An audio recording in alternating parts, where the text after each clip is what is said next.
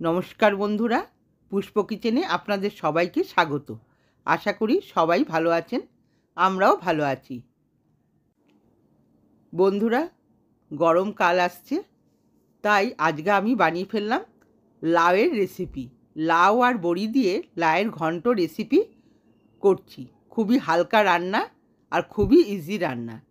আপনারা দেখুন, আমার সাথে থাকুন, পুরো ভিডিওটা দেখার অনুরোধ রইল। দেখুন, এর জন্য আমি লাউটাকে প্রথম ছাড়িয়ে ডুমো ডুমো করে কেটে জলে ধুয়ে নিয়েছি। এরপর সরু সরু করে কেটে নিয়েছি। আর নিয়েছি বড়ি। বড়িটা ভেজে এই রান্নাটা আমি করব। কড়াই চাপিয়ে দিয়েছি গ্যাসে, দিয়ে দিলাম সর্ষের তেল। এবার বড়িগুলোকে ভালো করে ভেজে নেব।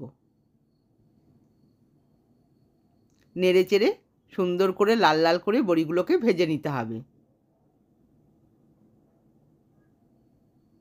বড়িটা ভাজা হয়ে গেছে, এবার আমি তুলে নিচ্ছি। তেলের থেকে সবকটা বড়িকে আমি তুলে নেব। এবার দেখুন, ওই তেলেতেই দিয়ে দিলাম তেজপাতা দুটো ছিঁড়ে আর কিছুটা গোটা জিরে। হাফ চামচ পরিমাণ গোটা জিরে আমি তেলে দিয়ে দিয়েছি। এবার কুচনো লাউগুলোকে দিয়ে দেব। সব লাউটা আমি কড়াইতে দিয়ে দিলাম। ভালো করে একটু নেড়ে চেড়ে দেব।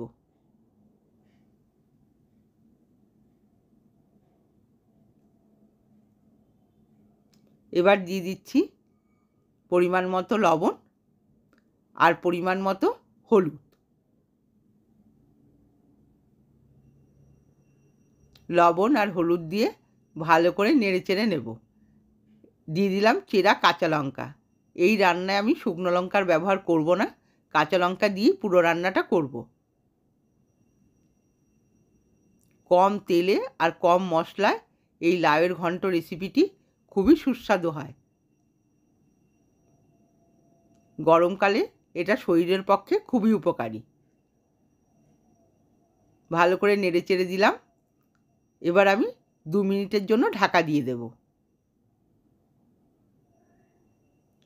2 মিনিট পর দেখুন ঢাকাটা খুলে লাউটা দিয়ে কত জল বেরিয়েছে। ভালো করে নেড়ে চেড়ে দেব। এবার দিয়ে দেব ভাজা বড়িগুলো। এই লাউয়ের জলে বড়িটাও সেদ্ধ হয়ে যাবে। ভালো করে বড়িটার সাথে লাউটাকে মিশিয়ে দিলাম। এবার দিয়ে দিচ্ছি সামান্য স্কেচারে কোচানো আদা। আদাটা আপনারা বেটেও দিতে পারেন। আমি স্কেচারে কুচিয়ে দিয়েছি। ভালো করে নেড়ে চেড়ে মিশিয়ে দেব। এবার দিয়ে দিচ্ছি 1 চামচ জিরের গুঁড়ো।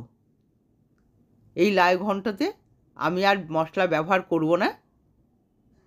এই সামান্য মশলাতে আমার এই লাউয়ের ঘন্টটা হয়ে যাবে।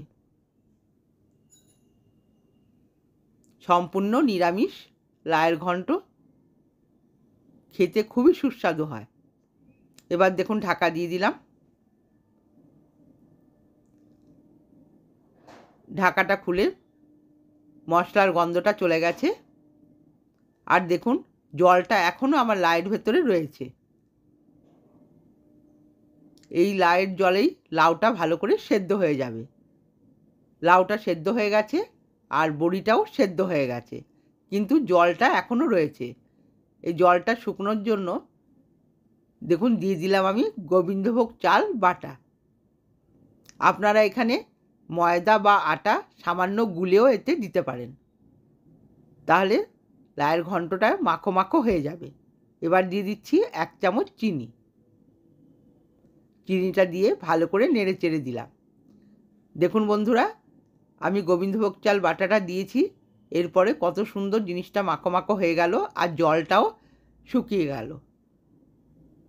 যখনই লাউয়ের প্রচুর জল বেরোবে তখনই আপনারা একটু আটা ময়দা না হলে চালের গোবিন্দভোগ চালের গুঁড়ো দেবেন, খেতেও খুব ভালো লাগে। দিয়ে দিলাম 4টি ধনেপাতা ছড়িয়ে। ভালো করে নেড়ে চেড়ে দেব। বন্ধুরা, আমার ভিডিওগুলো যদি ভালো লেগে থাকে আমার চ্যানেলটিকে সাবস্ক্রাইব করবেন, লাইক করবেন আর কমেন্টসে জানাবেন আপনাদের কেমন লাগলো। যতদূর সম্ভব একটু শেয়ার করে দেবেন। দেখুন আমি একটা প্লেটে তুলে নিলাম। লাউয়ের ঘন্টটা আমার হয়ে গেছে। নিরামিষ দিনের দারুণ রেসিপি। আপনারাও বাড়িতে এইভাবে ট্রাই করবেন, দেখবেন ভালো লাগবে। আজকের মতো ভিডিওটা শেষ করছি। ধন্যবাদ।